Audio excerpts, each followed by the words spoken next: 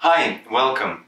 My name is Vlad Kozynchenko. I'm a senior market analyst here at Signify Research, a health tech and medtech focused market intelligence firm. Today I'm joined by my colleague, Charles Radclyffe, who sits within our digital health team and recently has traveled to DMEA, an event looking at healthcare IT in Germany. And we're here to gather some thoughts in relation to the event, some key takeaways, as well as learnings for vendors within the space. So Charles, without any further ado, what are some of the key themes you've picked up from DMEA? Yeah, absolutely. Thanks, Vlad. Really appreciate it. Fantastic event. It's the first time I've travelled to DMEA, although the organisation's been a couple of times before. And it was very interesting not only to see a more European-focused, healthcare, health tech-focused event, but also to understand what is driving specific challenges within both the German market, but also the DACH market.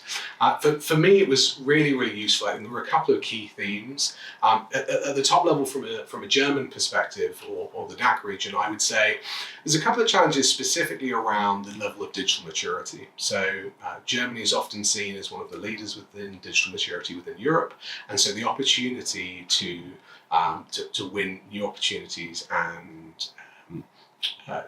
win new contracts there is often seen as a very exciting place. That being said, there are a number of vendors who have raised, I don't want to say concerns, but more observations around the challenges within that market. The German market particularly has a very unique funding perspective. The Hospital Futures Act over the last few years has had some slightly unintended consequences, both from a surge in some of the larger vendors trying to win opportunities, as opposed to the more long-tail opportunities that we've typically seen within the German market. But ultimately, I still see Germany, the DACH region, as a huge opportunity for growth. A number of the vendors that I spoke to still see it as the largest opportunity within the European market, and certainly one of the most mature markets available today. Fantastic. And beyond the German vendors within the space, I'm sure you come across some of the other ones within it, Nordics, for example. Are there any key takeaways we should be bearing in mind in relation to those countries? Absolutely, no, couldn't agree more. The Nordic market has historically been a very consolidated market. You look across the main regions and there are an individual player in each of those markets, certainly from a digital health perspective, who is really leading that charge. However, a number of the vendors I spoke to at the show not only see Nordics as a really open market where they can partner with some of those existing vendors, but they see it as ripe for expansion. Historically, we've seen Nordic vendors looking towards Central and Southern Europe for their own expansion and seeing the kind of defensive play as almost kind of tried and true, nothing too much to worry about. But the vendors I spoke to, especially some German vendors, some Southern European vendors, they see the opportunity as very large. I was told that there is expected to be anywhere between kind of 350 and 400 million euros worth of tenders and RFPs being up for renewal in the next 3 to 5 years. And that represents a huge opportunity for these vendors. And I think those markets in particular, if they aren't cautious, will potentially let their defences slip and could have their lunch eaten by some of the more prominent upstarts from the European market. So it's certainly a challenge, but I definitely think it's going to be really interesting to see what develops and whether or not these vendors can capitalise on either existing installs in the region or by the partnerships they have across Central Europe. Fantastic. And about 2 months ago, you and I have traveled to HIMSS, where we have received this comment around anti-American sentiment. Curious to learn whether DMEA had any of the same notions in place.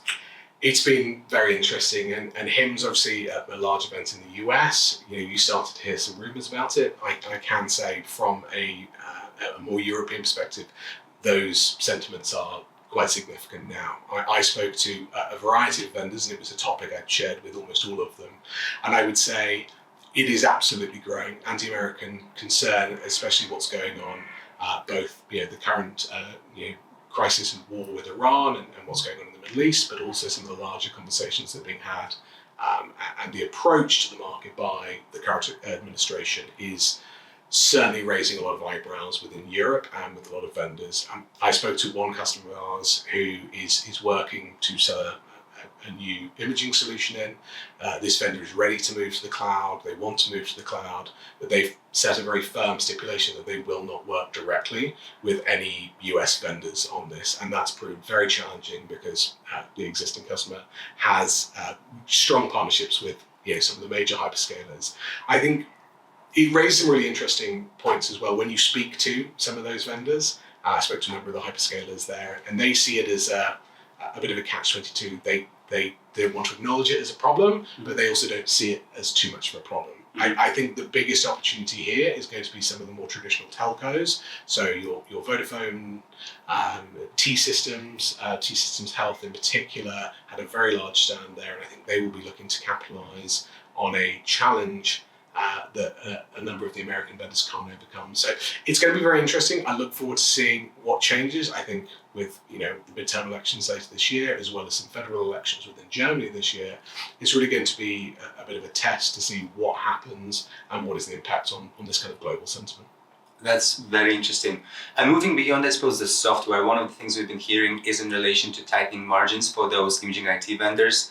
Can you speak a little bit more in relation to that and the key takeaways you've heard at DMEA? Absolutely. So again, one of the biggest challenges we see across the board is how best in a market that is at risk of contracting, is how do you maintain that profitability and those margins while expanding both either into new areas or consolidating within existing markets.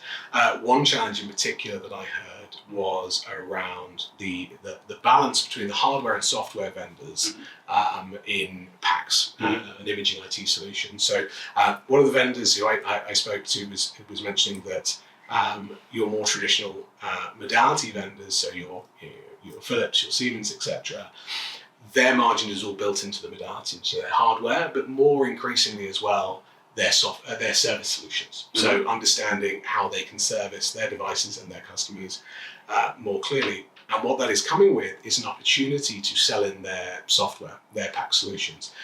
Now, what's interesting is they are typically selling these in, not necessarily at a loss, but at a significant discount. One vendor even claimed that they were seeing challenges of 30 to 40% discounts from the more traditional imaging vendors. And this has even led a number of traditional software vendors to take a step back from certain markets. And one customer shared that they were choosing not to respond to certain RFPs in Europe if they knew that hardware vendors were involved, boost the risk and the challenge to their bottom line from both a profitability perspective, but also a margin perspective, was not worth the risk of responding to a tender if they knew they weren't going to be able to win it. That's very interesting insights. Well, I think that's all the time we have for today.